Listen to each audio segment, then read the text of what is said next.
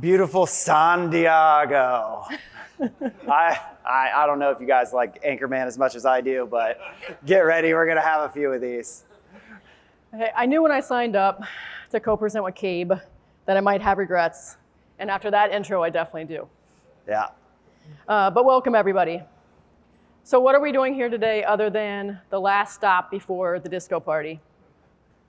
Cabe and I are super passionate about technology, specifically this space, and we're also here to happily share all the mistakes we've made on our journey to adopt GraphQL. You know, you probably heard throughout the week that tech migrations are hard. Very easy to start, very hard to finish. And most of the time, the easiest part is solving the technical problem. The hard part, the part that no one else has solved, is what we call the resistance, the people problem. Right, that's what you really want to know. How do you drive that big, lasting organizational change?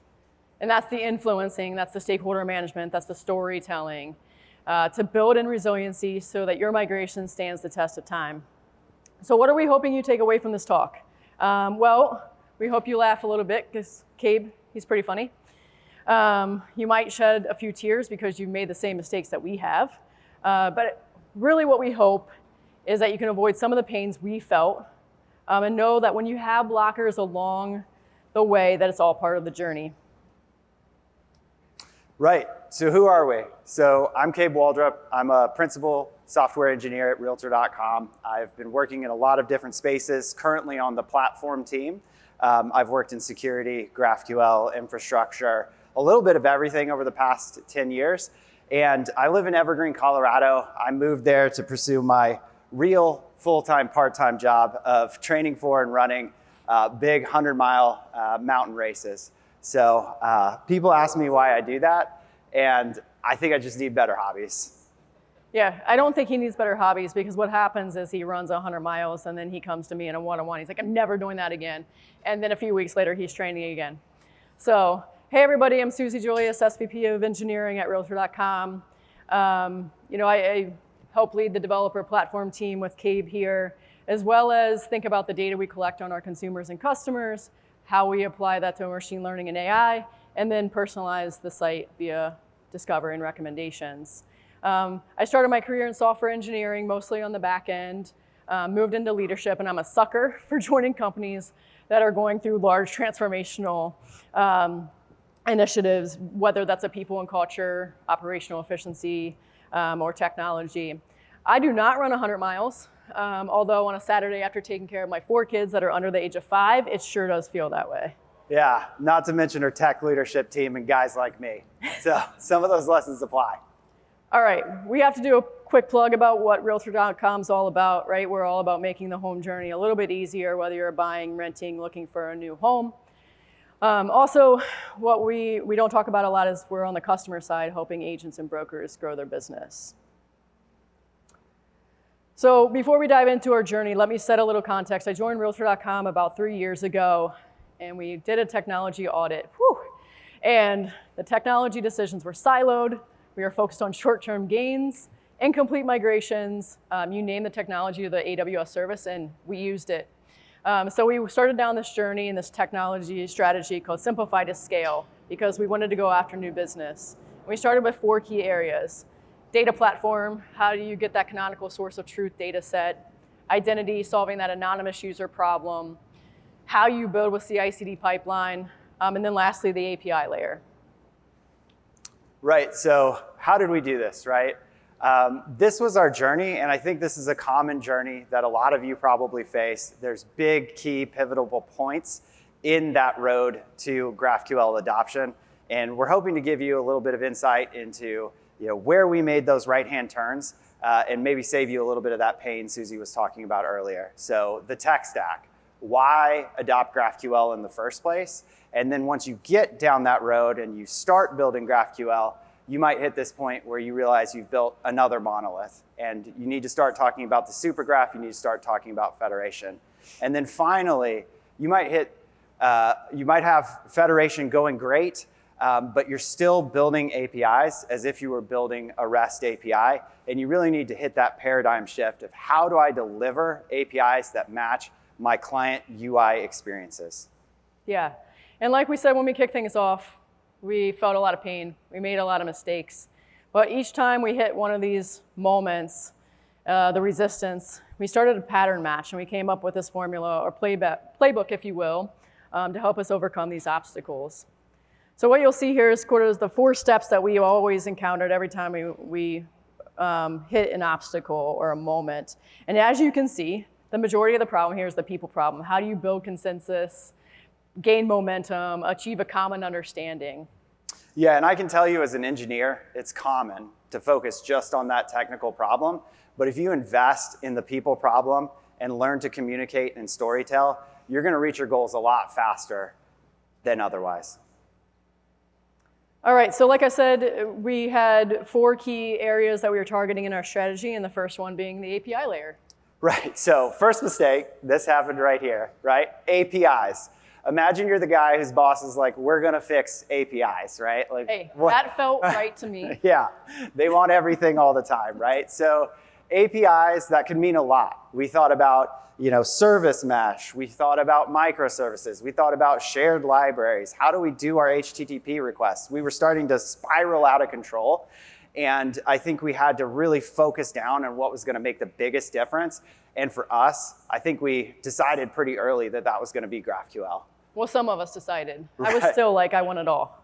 So the resistance, right? So I had to go to Suzy and say, I think we really need to do GraphQL, and here's why. And I made the mistake we're going to talk about time and time again today, right? I tried to talk to her about the technical problem, and that wasn't getting through. And I think a big key for you engineers, if you're working with an executive, try to find a story. Try to find something where somebody has made the same mistake before so you can avoid it. So if you want to look for mistakes, first place to look is the government. So we took the example of the British government and their electronic medical records program. So in the mid-teens, they decided that they wanted to do EMS or EMR, electronic medical records.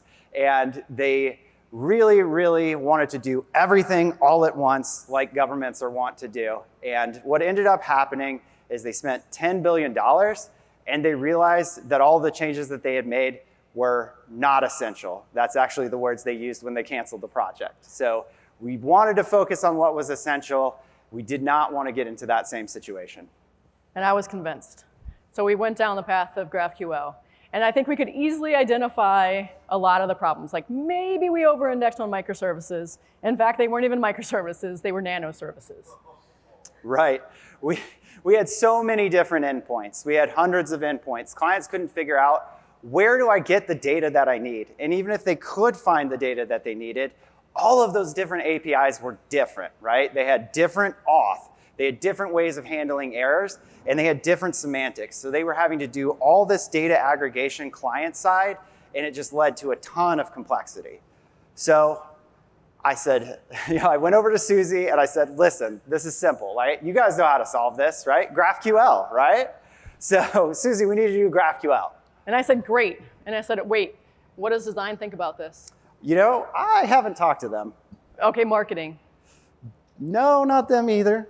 All right, and then I was like, at minimum, what did product think about this idea? And I said, listen, Suzy, I'm doing tech over here. This is tech stuff. I'm giving you a tech solution. That's not my job. This really happened. I mean, we're replaying it, but this actually did happen. And I said, yes, it is your job. It's all of our jobs. As engineers, we feel very comfortable solving tech problems, but I'm here to tell you that you got to get comfortable being uncomfortable. It's part of your job to communicate, to advocate, to influence, to really communicate that right message to the right audience in a concise, memorable way. Right, and this was a huge light bulb moment for me, right? We're hamming it up.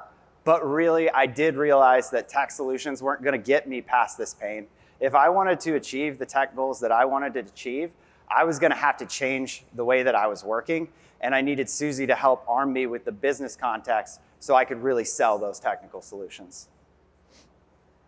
Okay, so like we mentioned, a lot of siloed tech decisions, and we really wanted to make sure that we made this decision in a very collaborative way. I could have trusted Cabe. He's not just funny, he's pretty smart as well.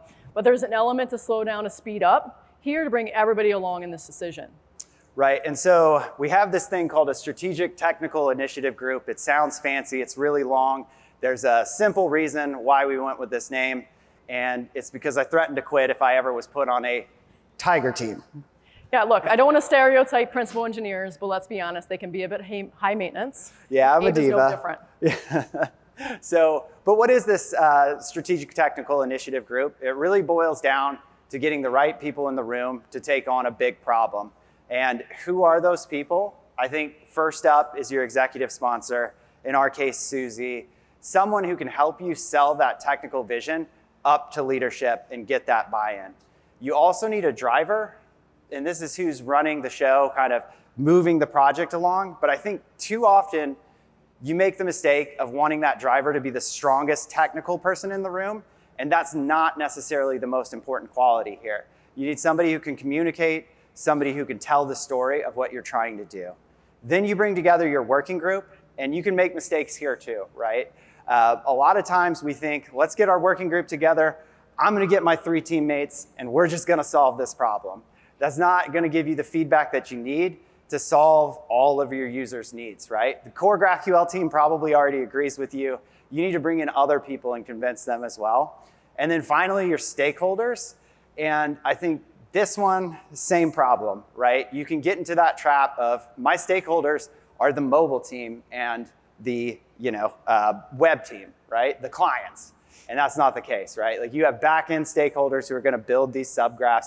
You have product stakeholders. You might have marketing stakeholders. You really need to broaden that group out to reach the people that you need to reach to make sure you've thought of everything. So we thought we went about this in a collaborative way, but then here comes the resistance. Right, everybody knows this cartoon. And like, I knew I was gonna get this day one, the second I walked in the door. So this was on I think the second slide of the STIG deck when I was introducing what a STIG is, right? And this is real. This is really real. So if you're an engineer and you're trying to build an elegant solution and you want to reduce how many separate ways people are doing things, you need to know that there's real stakes to it, right? You could end up in a worse situation because you tried a migration and failed than if you didn't start at all. So what other issues did we run into, right? We'll start with engineering. Well, REST is good enough. How many of you guys have heard that one? REST is good enough. Yeah, right? Yeah, all the time, right? And I think this is a good one, right? Because all of my career, I've worked at, well, maybe not all of Suzy's career. APIs were, holes in paper, punch cards when Suzy was around. She's a bit older than me. I'm not that old. I'm not that old. But honestly, I think REST still has a place in the stack. REST is still an important technology, but it doesn't get us where we need to go today. And that's a world where we have multiple platforms and multiple channels of delivery. We need something a bit more flexible. Yeah, and if you think about product, they're questioning the change. They know how things operate, right? I know how to get work done. I know what team to work with. Why are we changing this? So I think the message here is don't assume that everyone understands or cares about your technical challenges. Yeah, and they don't care about your technical architecture diagram either. Maybe your team does. Your mom does. She loves it. But I care. I care. Suzy cares, guys. She cares about me, right? But that is a small piece. It's an important piece. But people aren't going to be swayed because you've lined the boxes up really nice, right? So I think this applies all over the place. This is the resistance, right? You have to expect this. Nobody's going to look at your diagram day one and say, you're a genius. We're going with your idea. It's great. So we have to think about that, get that in, and really internalize that. But the good news, is that people can change, right? Like human beings are capable of change, and you can get through this if you persevere. So I think an everyday example of this is Suzy and her oat milk. Oh, okay, I didn't know we were going to talk about this in front of everybody. We're talking about oat milk. But now we're improving. Thank you, Cabe. Oat milk, right? So my favorite drink of choice in the morning is lattes. And I remember when oat milk came out and they offered it to me, and I was like, no, I want my 2% milk, and thank you, and don't ask me again. But now every morning I wake up and I go order it. I'm like, do you have oat milk? So prime example right there. Thanks, Cabe, for throwing me a curveball on that one. Happy to help.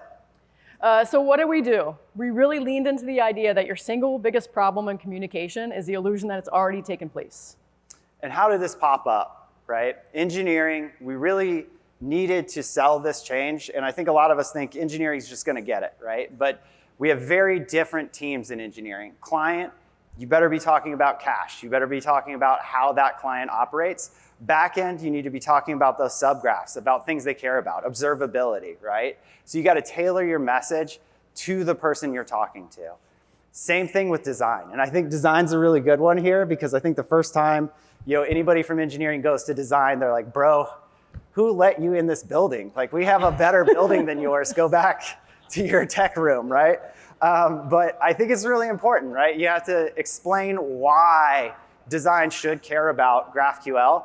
And that's because the design looks different on web and on mobile. And why does it look different, right? It's because that API is giving different information. The client's interpreting it differently. If they want their beautiful design across all of their platforms, they need to look at this. So this is all summed up with a quote that we really like. And it's from Ben Franklin. And it says, if you aim to persuade, appeal to interest and not to reason. So yeah, next big pivotal moment for us was the supergraph, right? Are we going to federate or not? Apollo's got new hotness. Like, what are we going to do about this? Right, so going back to communication, we just got buy-in, and then all of a sudden they're like, wait, there's more tech decisions to be made. So what we found is what you guys have all probably found. We were rebuilding a monolith.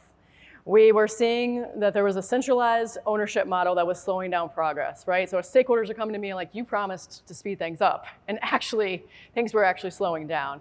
And in no fault of the team, right? There wasn't a solution out there when we started. Right, so at this point, I'm going up to Suzy and I'm saying, you know how I was doing GraphQL for the last year or two? We need to do more GraphQL, and here's why, right? Our core GraphQL team had gotten into this kind of reactionary state where we had this monolith, we had other domains contributing to its code base, but people would contribute and then leave the company or go to a different group or just abandon this code. And being part of that core team, you have to support it, right? And so you said, we're going to take a firm stance on code quality. We're going to make sure it's good. We're going to make sure everything's great. And we really slowed down that process with governance. And you heard earlier, right, in the keynote this morning, sometimes it's more important to grow and move fast than it is to get everything perfect. So I said, Suzy, we've got to federate. Yeah, and I think this is one of the big aha moments we had again, right, is big migrations often are a combination of focusing on the journey, not just the destination, but also probably some jazz hands and distraction. Celebrating the wins when you have them. Because let's be honest, you need the distraction. You need to communicate those wins. You need to evangelize. And I think it takes a bit of cleverness to get things done. Right, and this is another thing that I learned from Suzy, right? We're joking about jazz hands, we're calling it jazz hands, but really sometimes you do need help selling this change. So try to find somebody you can get in your corner that can help you, formulate the right way to message those wins. So how do we build that momentum? And one of the things that we realized was, unlike sports, which if you're on my team, I'm constantly making sports analogies, but when a pitcher gets on fire, you're like, let's ride that wave. And one of the things we realized is that you have to create that wave every day. You got to recreate that momentum. Right, and so for us, we started with early adopters, and I think that's where we all start, right? Find those people that can help you get off the ground and bootstrap the project. But another tip is that look for those adopters outside of your backend teams. Think about other groups that could be positively impacted by GraphQL. And for us, that was security. Security really liked that GraphQL gave us this one common endpoint for our clients to call because it's a lot easier to secure that. It's a lot easier to be standardized about authentication when you only have to do it once. Yeah. Another early adopter we had is in the growth organization. And the model we had there was do embed. We're like, look, we haven't figured it all out. Let's learn together. And that was great because we felt the pain that they felt, and we were able to bring that back and build it into the platform at scale for everybody else. Another thing we did was we put together a GraphQL guild. And this is just really a group where we talk about best practices for GraphQL, and that could be across the client, the back end, any subscriptions, you name it. just really kind of keeping GraphQL top of mind. And once every month, we're going to start talking about GraphQL. Yeah, and the last one here is governance. Look, we don't like the word. It feels a little stuffy, even though we're here in blazers, because we feel like we had to dress up for this event. And we also didn't want to rip off Apollo and say Graph Champions, so we went with Graph Guardians. And really the idea here is making sure that someone is, or a group of people is looking over the entire graph to ensure quality. Also, we really like Chris Pratt, so like Graph Guardians of the Galaxy. At least one of us does. Yeah. At least one of us. So what did we see in this case? Where was the resistance? Where did it come in? And we'll start with engineering. Is I'm responsible for my own graph now? Right, and this is an ask, right? Like you're asking teams to do something more than they're doing today. I don't run a subgraph. You guys run the graph. You're the core GraphQL team. And I think what you can do here is really focus on building out the tools and automation that make it super simple to stand up a subgraph. So we have a template. You can deploy it easily. It comes with an example mutation, an example query, all the bells and whistles. And when teams see that, they realize this isn't that much different than an Express server, right? It's just another server running an API. And also, I think product was a big one here, right? I think you guys have probably heard this 100 times. We don't have time for this. We have to push this feature in. It's got to be there tomorrow. And I think it's on all of us to start thinking about how we sell that bigger picture to product. How do we convince them that one quick win today is not going to give us a bunch of wins tomorrow? If we can invest now, we're going to move a lot quicker in the long run. Yeah, I think the last one I'd highlight here is leadership. And I think they're going to say, wow, you guys are being way more thoughtful in your designs, but OK, you're slowing down. And I think this goes back to balancing the reality of where you are with the jazz hands, which Cabe's gotten really good at. But it's a short-term wins, long-term value. So I think in short here, communicate, communicate, communicate. It takes time. You have to build it in. It's an investment. You have to train. You have to find key examples that really resonate with each individual person or team. And I think what this does is it helps you when you inevitably have a Cabe knock on your door saying we have to go do something else, there's more problems to solve, is that you've already done the work and your stakeholders already know the why of what you're doing. Key example here is one mistake we made is this is not the field of dreams. If you build it, they will not come. So you have to get out there and you got to communicate. Okay, so the last pivotal moment, the last thing standing in your way of the disco party, and where we're at today is realizing that this technology solution goes well beyond the tech. We feel like it sets up our company for that optionality and flexibility to be able to go after any new business we want to with speed. See, guys? Jazz hands, right? All right, no pressure, Cabe. All right, so what is this, and what is this big paradigm shift that we alluded to at the beginning, right? And for us, it's finding a way for our APIs to express the intent of our product. It's thinking about our APIs as something that powers a user experience and not as something that dumps your data out of your database and makes it available on the internet. And I think we knew this from the start, right? That we talked about a problem with data inconsistency, and we have a great example to show you here.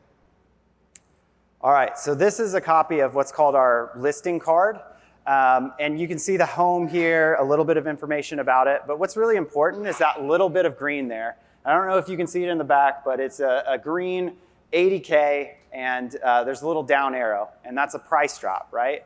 What that indicates is really important to our consumer. That indicates that they've recently dropped the price of this home, and that may be you can find a bargain here. Maybe this seller is motivated. So one thing, if you look at our kind of minified UI here on the right, is you don't see the words 80K, right? You don't see a green arrow. You don't see the color green. You see minus 80,000. It's an int because it was an int in the database. You see a timestamp because it was a timestamp in the database, right?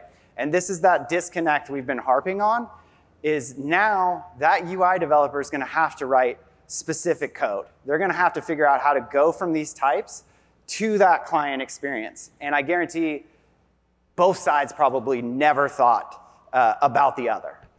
So I can see that this might be a problem. And I just go over to Suzy again, and I'm like, Suzy, we've got a problem. Here comes Look at Cabe this. again. Here he comes. And he showed me the example, and I'm not gonna lie, I'm like, okay, I get it, it's not perfect, but I still don't get it. Keep explaining it to me. All right, so what do you actually have to do if you're gonna write this code, right? You're gonna go in, you're gonna figure out, hey, is this timestamp, is that more than 30 days ago? Okay, well, if it's more than 30 days ago, I guess I need to show this. And okay, this is minus, so minus is a good thing, and green is good, right? So let's put some green on there, and we'll have to figure that out. Or, and then there's this 80K, right? How do we show that? How do we format this data and make it available on the client? Yeah, so light bulb went off, and I was like, okay, still not a problem, but then I'm like, okay, wait, but this is per platform. Right? This is what you really have today, right? This is today. So this is where GraphQL really shines. This is what GraphQL can do for you, and I think this example really makes it clear, regardless of if you're in tech, in product, in design, right? You have to do the same thing in every single one of your experiences. You've got to write this same code for Android, for iOS, for web. And for us, we actually split apart our web experience into multiple micro front ends. So we actually have to do it for our search page and our property page and our listing detail page. And wait a second, marketing wants to use that card and that data in an email campaign, right? And they all have to write this logic over and over again. And you can see as the number of these clients increase, the probability that you get this right goes down to 0. Yeah. So you can very, very, very quickly see that the business logic is going to diverge. If you think about an engineer, you should typically get a JIRA ticket. You see what you need to change. You update that change, you deploy it, and you're like, rarely think outside of your team. So it's really, really easy to start having different business logic in your clients. I also think this is when the light bulb went off for product, when they realized how they could get features out the door faster, but also ensure quality across our entire product suite and think at that enterprise level. So this is another trick, right? The imagine a world scenario. You're getting tired. I think that it's really important to show what it could look like, what the possibility is. Look at this sweet API up here, right? Like that $ is already in there. It's formatted. We've got the little arrow. We have the text that we're going to display. We've even got the color green in here, right? How nice would it be for your client teams if this was your API? All right, again, it's never as easy as it sounds, even when you're convinced of it. Especially if you think about this is more of a cultural shift than a technical solution and a problem that you're solving for. Especially after we just talked about all of the other moments that we had along our journey, you start to feel change fatigue. Cabe's already getting tired in this talk. We were only 20 minutes in. And so here, we were met again with some resistance. Engineering especially, like I'm only responsible for the tech. Right, and that's the mindset that we're trying to work on now, right? I think with this, engineering becomes more responsible for understanding the product that they're delivering and making sure that the APIs match up to that. And we can't stress enough just how critical it is that you need to build resiliency into your business. Because if you do that, right, and you communicate, you can still continue down this big paradigm shift when business is up and also when business is down. And again, going into the engineering, that continued exposure to what Cabe already talked about with the product mindset. Right, constantly asking, and I know Suzy asks us this all the time. It's like, how does this impact our business? How does this impact our product? And so sometimes questions can really be that form of communication, right? Force people to think about what it really means outside of engineering.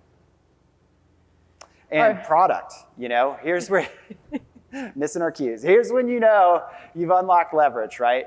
If your product teams are starting to talk about GraphQL and they want to know about the API and how it's structured, that's when you've won. That's where you should be going. Same thing with leadership, right? I think Suzy and I both realized that we had built something that would last longer than the current leadership when we had other executives chiming in on why GraphQL was so important to us and what it meant to the company.